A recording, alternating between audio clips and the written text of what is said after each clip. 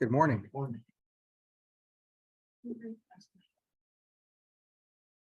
So welcome to this morning's discussion on the Seinfeld episode of suicide. So people in the room don't need to log on to Zoom, so we're good.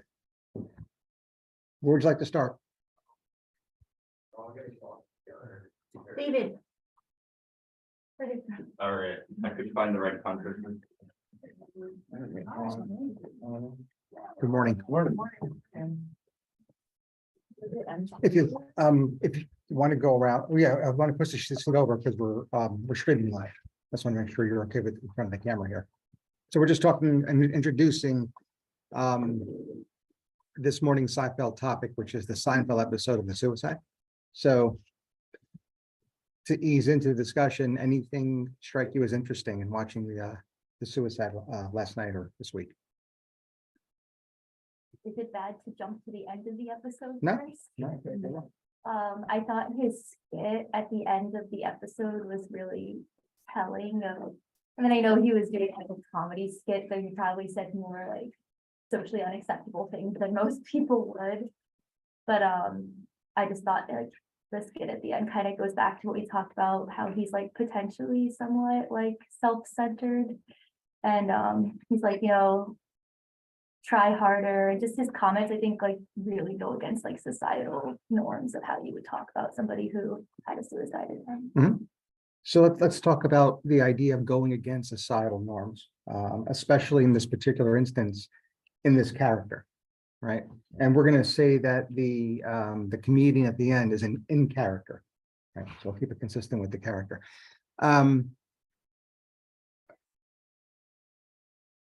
Any further thoughts about how Jerry is struggling with some thoughts or feelings that then become manifest in what he does and what you viewed, what you saw? He's actually fairly sympathetic towards the idea of like depression and suicide in general. Like he's not like saying, why do people kill themselves? That's not what he's saying. He said, why don't people do it successfully, which is like obviously a ridiculous thing to say. But that kind of points to, I think he might at least consider that it is like reasonable and maybe even be suffering it from it himself based on his attitudes. His attitudes are obviously like over the top, but he's at least sympathetic to the idea that why would a person consider even committing suicide?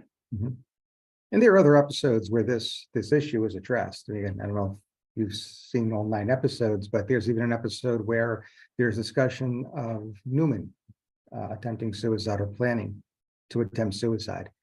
So this is an issue that this situational comedy tackles, right? Which is, again, a national health crisis.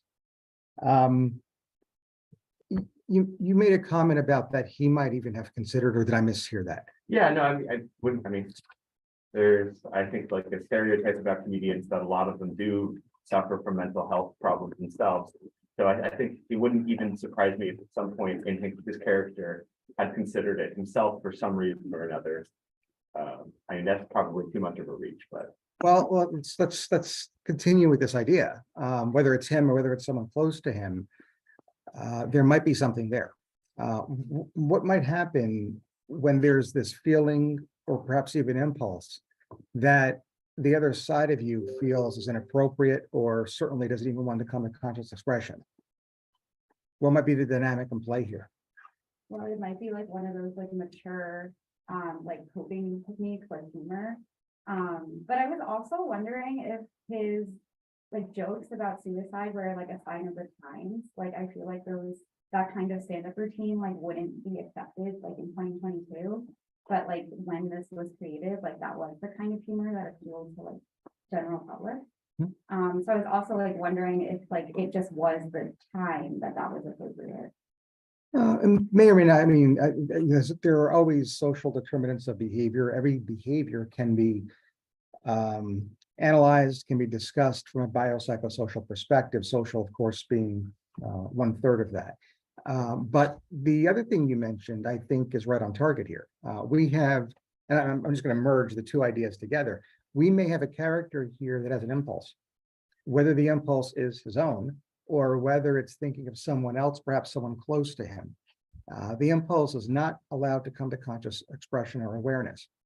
So you mentioned coping skills like humor, that's a defense mechanism, right? Because the impulse would be embedded in the Freudian id, which we all have. And impulses are deemed taboo. And this is going to relate to the other comment you made, which is something that society or a culture says should not be discussed, should not be thought about. And from that point, there's going to be distress. Because if you have an impulse, if you have an id, if you have a part of yourself that operates along what is called the pleasure principle, and then you have another part of yourself, we'll call that a superego, that operates along the lines of what is called the reality principle. These are two equal and opposite drives. Right? And there's going to be friction. And where there's friction, there's anxiety. Freud actually deemed this conflict anxiety. Now, does Jerry Seinfeld and the character in this particular episode come off as overtly anxious? I think from the very beginning, we hear about his neighbors like suicide, like when the girlfriend knocks on the door, he's like going back and forth, so should I get my room, should I not get my room? Like he's like always like showing those symptoms of anxiety to like when they're in the hospital room, and then like the girlfriend's like coming on to him, and just like his that back and forth between like the like in the super ego, where he's like really trying, like you can tell he obviously wants to engage with her, but it's like he's trying to hold back, and it's like showing this like anxiousness. And I think that happens with a lot of people when they're dealing with death. Like death is a very like complex thing to talk about, and some people react very differently, and they like and they it's like you don't know what to say. And then again, like how everyone has different coping mechanisms, and then that concept of like joking about death. I feel like now, like today, there's at a certain point when after someone's passed, then you start to like feel more at ease with it, and then you can like start joking around like, oh, they would have done this if they were like still here, type of like humor about it. So At that point in the episode that you recognized, why didn't Larry David, as the producer of this show, have Jerry then experience anxiety that would have resulted in his perhaps presenting to an ambulatory care clinic or maybe an ER? Why didn't it go in that direction? he kind of sublimated like his feelings with humor. It, you know, and then it's like a humorous thing, like a mature coping mechanism. So like even though he might have these thoughts in general ever, or have dealt with it in someone of his friends, he's able to joke about it and move on with his life, like a lot of other people.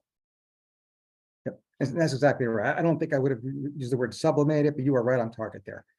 We all have an impulse that we're harboring right now. There's several at the same time, and not a single one of you are acting on it, right? Instead, you're in these cleanly pressed white coats sitting in a classroom, 8 o'clock in the morning on a Friday. And if I asked you on a lie detector, what would you rather be doing? There's no way you'd be able to tell me, oh, no, this is exactly where I'd want to be, right? This is your superego overriding that impulse. You're creating, you have inner conflict then, right? And Freud called that anxiety. But again, I'm looking around the room and I think I have a pretty good feel of this. I don't catch anybody who's really being anxious.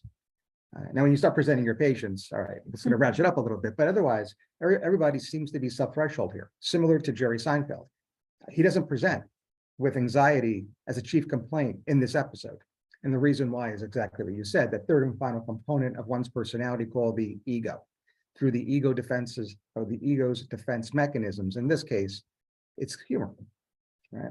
So I think the original observation in terms of what's going on with Jerry in this, looking at that final scene, that final stand-up, really does allow for a window to peek into the Freudian theory, dynamic theory of personality and the use of defense mechanisms, those subconscious processes of the ego that basically end up defining who we are. Right. Now, on a shelf exam, yes, I heard it as well. That is, these defense mechanisms originally classified by Valiant were classified along the lines of mature, immature, narcissistic, etc. And you're probably going to have to know a little of that. And you were right on this condition. That is, this defense mechanism of humor is one of the more mature ones. However, in clinical practice, there really is no such classification. Defense mechanisms either get the job done right or they don't. And if they don't, you're at risk for developing a mental illness, right? Whether it's mature or not. That means that the most narcissistic of defense mechanisms, when used appropriately, when used constructively, can actually benefit someone. Okay, denial is very, very helpful when in the immediate phase of someone passing. Right? On the other hand, humor, which is classified as a mature defense, can be very debilitating when used or misused. And by the way, we see that in 9 years of Seinfeld. I mean, he is the leader of this group. His three friends look up to him in some capacity, each and every one of them. He obviously uses humor all the time, which means that it becomes rigid. And hence, it serves as a risk factor. And there's plenty of hijinks in the situational comedy as a direct result of Jerry Seinfeld's maladaptive use of the mature defense mechanism of humor. So something to keep an eye out on. So on tests, yes, you have to know the classification system. In clinical practice, not so much. Questions or further observations about the final stand-up scene in The Suicide? What else caught your eye? Well, there was the girlfriend, and I thought like her reactions through the entire episode were really interesting from a psychological standpoint, where she was overtly flirting with Jerry to begin with, and then going back to her boyfriend, and then rushing to go save her boyfriend via Jerry, but then saying he could die and I don't care, and then having an affair with Jerry, but then going back to the boyfriend at the end, the sort of back and forth nature of it, the impulsivity. I thought that would be interesting to discuss. Any thoughts about that?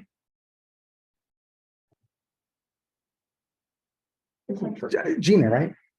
Yes. And potentially a histrionic, like personality disorder of sorts. Why do you say histrionic?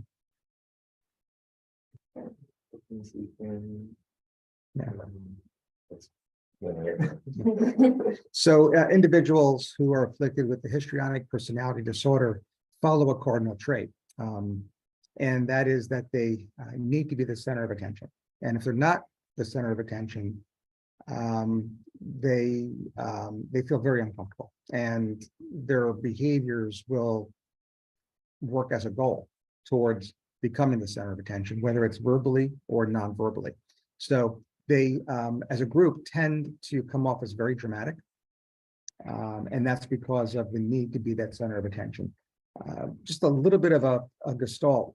When you learn the personality disorders, it's important for you to look at the three clusters. In, again, 2022 in medical school, these conditions are taught as grouping together because they tend to cluster symptoms. So, for instance, histrionic personality disorder is part of cluster B and therefore shares characteristics with other B personality or cluster B personality disorders. And that is true. For purposes of your test, Michelle, it's better to then reorganize and throw everything into a hat and then recategorize as either column 1, where you have a group of these conditions that actually adhere to a common cardinal trait. And an example would be the histrionic personality disorder. And then column 2, those that don't, right? Because as we're discussing these different conditions, the extent to which you could identify the cardinal trait in those in column 1, it'll make it a lot easier to identify in an exam, because the diagnostic criteria then become just examples of that cardinal trait, and they're not necessarily criteria in your mind to memorize. Of course, you're going to have a little bit of a different study approach on column number 2, right? But it's good to learn through the 3 clusters, but then recategorize and study along those two columns. Histrionic personality, column 1. The individual needs to be the center of attention, and then peek at the DSM criteria, and you can see that they are all examples of that driving need. Anybody agree or disagree with Gina having, we'll say, traits consistent with histrionic personality disorder? I would agree with that. Very like maybe a side attention, kind of like when she interprets like Jerry of rejecting her, so how you agree on there, and like versus like not really, and like I think that it was pretty non-fiction for example. Yeah, I found that dialogue really interesting, and it actually reminded me of another character in literature, which he's actually doing in that scene. And well, I'll leave it there. And did it remind you of anyone?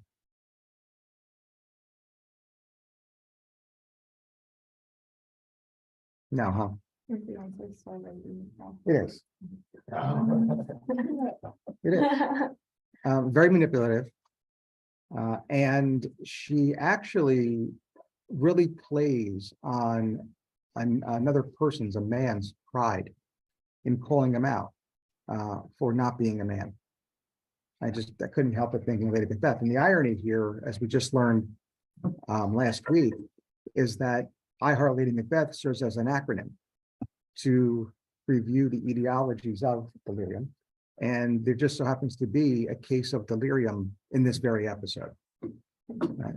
Albeit demonstrated by Elaine. So I found that ironic. Other characters here you'd like to touch base on? Or anything further for Gina?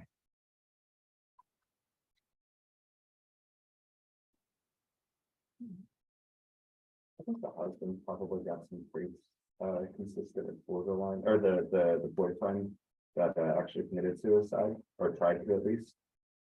He was like very sort of like jealous all the time. It's not even, I don't even know if borderline is the right thing. There's like a lot of different things going on, and you don't really get a good sense of his character. But the fact that he's like very jealous and kind of impulsively commits suicide, or attempts to, after the girlfriend is looking at Jerry, there's something wrong going on there. There's like a potentially number of different problems there, but we don't really get a great sense of who he is as a character. Yeah, it would be nice to see the prequel. I mean, this is season 3, episode 15.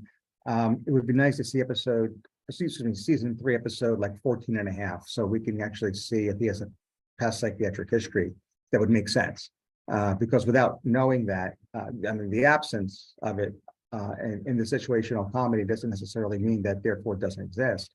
So it would be nice to tease that out, because what you're left with in the brief glimpse that we see of Martin, that is that he appears to be without any signs of psychiatric illness, but yet he overdoses, and he overdoses with the precipitant of exactly the scene that you just alluded to, right?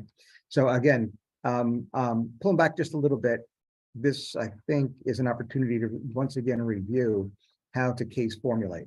I mentioned before that all of human behavior, including abnormal human behavior, can be conceptualized as being influenced by biopsychosocial factors. And we've learned that, I think, way back in our first year of undergraduate, right? Biopsychosocial factors. Certainly in medical school, we begin to actually view those factors as predisposing, precipitating, perpetuating. So if you build a 3x3 rubric, you could see that now we had created 9 squares, and we could look at not only biopsychosocial factors, but biopsychosocial factors in as much as they might be part of factors that themselves predispose, precipitate, and perpetuate the behavior. For Martin, we just identified that we really don't know what predisposed. So we don't know what biologically predisposed him to do this, what psychologically predisposed him, nor do we know what socially predisposed him. But we do see a precipitant, and that looks to be the flirtatious nature of Gina. So I'll probably call that social, right? So a social determinant of behavior, specifically a social precipitant to Martin's behavior, looks to be the dynamic that you just actually identified, right? So his actions could be conceptualized not only biopsychosocially, but also influenced by factors that, in this case, precipitate the actual overdose. Do we have any indication as to whether Martin or Martine had a clear intent to die? Okay, assuming that the answer is no, it's only we'll work along this hypothesis. That is referred to as non-suicidal self-injury. Okay, and non-suicidal self-injury can have many etiologies, but along or around the top of the list would be cluster B personality disorders. And one example of that would be borderline personality. So I don't think you're that far off in terms of conceptualizing this might actually, that is this action, may be part of an enduring pattern of behavior, an enduring pattern that we just don't know because we haven't seen season 3, episode 14 and a half just yet. Any other thoughts on Martin or Martine? Like paranoid personality disorder. This was my first time like watching Seinfeld, so like I don't, you know, have a big backstory, but it's like the way the film engineer reacted was it that like because he was always so like paranoid and like it was delusions at first that she started to like act out and be more flirtatious with their Seinfeld's character, or with like the reverse order where she was picking up on something and she was kind of like gaslighting him the entire time to a point that if you like probably would attempt suicide, and then so how that was back there, I was like going like that. So that was like something I think I was like, so like what was first, like her actions, like his actions like in the past. So Yeah, that's a good point. Since we don't know much about Martine, and he's going to come to clinical, he's going to present clinically in that hospital. I would hope somebody gets a psych consult, status post the overdose. And I think one of the questions anybody in this room would ask if he is one of the first names that are on our list this morning would delve into the dynamic of what led you up to doing what you did, right? So we know the precipitant, or at least we think we've identified the precipitant, but I would like to know the biopsycho and social determinants of what may have predisposed him here. And if there's an enduring pattern of behavior consistent with the paranoid personality disorder, or even delusional disorder, jealous type, that would significantly impact our treatment planning, right? And of course, medication prescribing. I mentioned this condition, delusional disorder. How do we tease out delusional disorder from schizophrenia?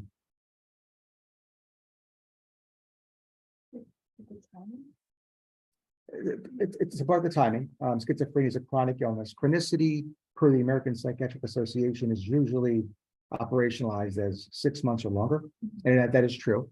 I believe for delusional disorder, it's 1 month. Right? So there's time. There's more to it than that. Delusions are usually thoughts, where schizophrenia you have like auditory or visual hallucinations. You don't see things other people can't, but delusions are more just like thoughts you have. But can people with schizophrenia have delusions as well?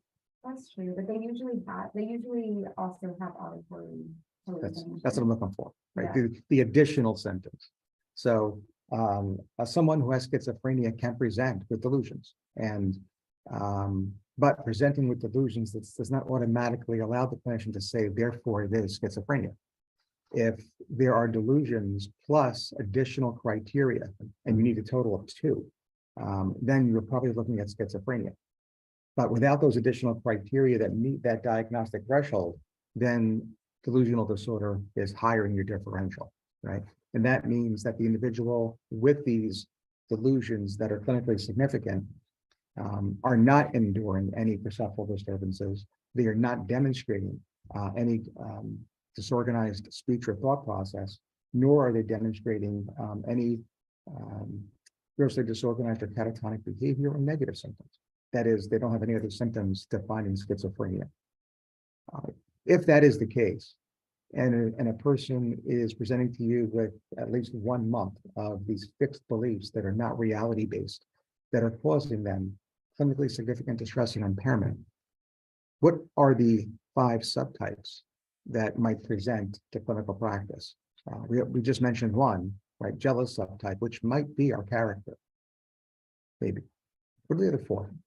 it is a delusion if it's actually like he's got a reason to be a little paranoid about it. No, it's not. No, we're using this as a teaching tool. We're not, yeah. Like, I forgot that, it's like, like. Erratomatic. Around, yeah. Well, medical students have a difficult time pronouncing errata. I think that's your superego. Yeah, I don't think it's a pronunciation thing. I think it's a superego thing, but that's Brandy. Yes, good. One more. Somatic. Right, somatic.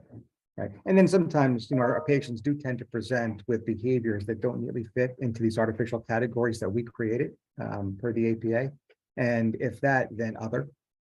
Right, now you're not going to get, watch, as soon as I say this, you are going to get the question, but you're not going to get a question on your shelf exam where the single best answer is delusional disorder, comma, other.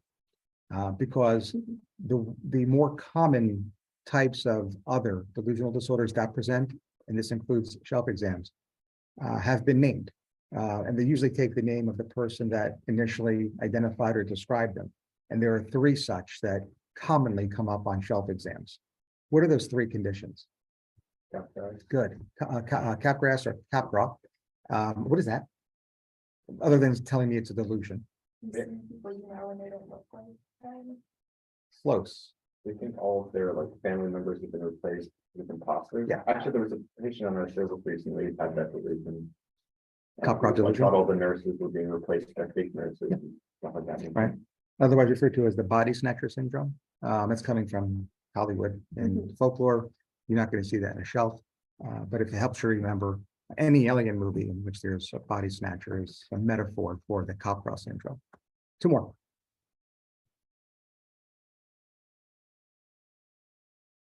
Fregoli is a variant of Capra. Fregoli, F-R-E-G-O-L-I, is the delusional belief that a person can actually shapeshift and take the guise of others. Right. And then there's a third. Cotard, C-O-T-A-R-D, Cotard syndrome, which is what? It is a delusional belief that the individual is either dying or a part of them is dying. Right. So that's Cotard, that's 6th sense. At least if you view it for a psychiatrist lens. Right. No spoilers. All right, we're at the bottom of the hour. Any final thoughts on Seinfeld, the suicide? Yeah, we'll leave it here. We'll say goodbye to everybody on Zoom and look forward to seeing you in about 2 minutes for table rounds. Thank you.